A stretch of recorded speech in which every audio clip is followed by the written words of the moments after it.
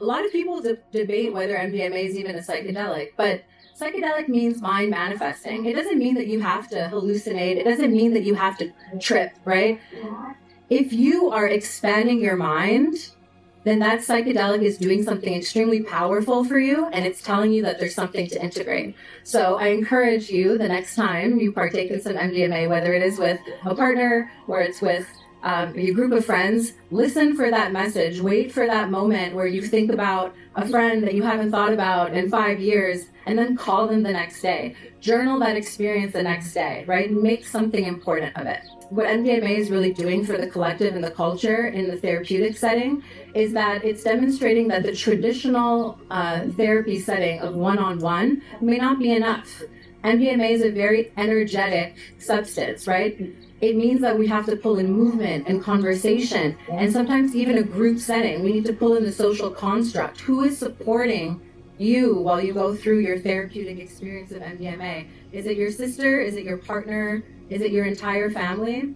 And so we're seeing now therapists across the board kind of change their traditional model. And I think it's really beautiful because the collective is something that we have to reprioritize. I'm going to touch on psilocybin as well because the ego dissolution of psilocybin is really interesting. And I think that there's different practices with psilocybin that are gaining so much popularity right now, like microdosing. And what's interesting about microdosing is that we're talking about subperceptual doses that allow you to go on about your day, right? Just do your thing. You do like a little protocol, right? But at the same time, people are reporting, even though they're not hallucinating or having full body experiences, people are reporting more connection, more creativity, more imagination and focus. So it really has you wondering, what is happening in this plant? You know, is it just the molecule or is it the entire plant that makes it so powerful and magic? And this is a huge debate right now, right? Because there's so many companies out there that are trying to isolate psilocybin. There are others that are trying to fight for the whole mushroom. And it's a whole thing. But I think there's a lot of power in small doses. I have a good friend and colleague that says, why go for the whole glass of wine when you can just go for a sip? And I think there's a lot of beauty in navigating and exploring in a very gentle way. And I think something that's really important to note in these types of gatherings is across California especially, but I think especially in the West Coast, and I like that I'm seeing it move across all of the United States, is that people are seeking functional plants. They're seeking perhaps psychedelics or different beverages or substances and moving away from alcohol.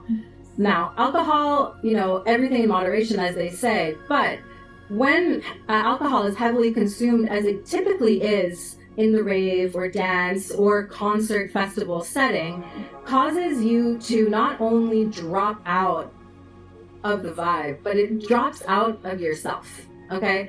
You are not elevating your consciousness when you're in a state of inebriation, unfortunately. Even though it might feel good, in the end, past a certain threshold, it does quite feel toxic. So what happens in those moments is you are not setting yourself up for conscious, deeper connection. You are actually causing a state of dissociation, right? And that's why a lot of people use alcohol as a social lubricant, right? It helps us ease the feelings, but it also ends up helping us numb the feelings, the things that we should be feeling.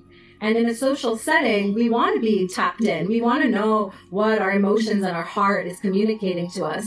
And what I'm seeing more and more nowadays are these elixirs, like Elixart. They're here today at the Compass tent, and they're serving these beautiful concoctions of legal, psychoactive, and adaptogenic plants.